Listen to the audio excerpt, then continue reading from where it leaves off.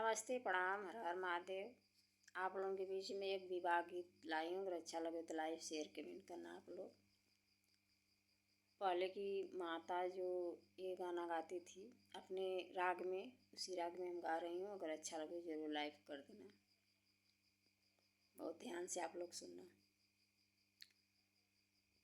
उतरत चैतवा हो, चढ़त बैसाखवा हो, सीता करैनी शिव बरत, हथवा कलियनी सीता कुश की डलरिया हो, शिव पूजनिया करई जाए, कई के पूजनिया सीता घर के लावटनी हो, माता जे करैनी आराध, इतनी कठिन कई बेटी कैलू बरतिया हो, कवन मांगना शिव से मांगलू, नैहरे के मंगली हो माई, भैया से भतीजवा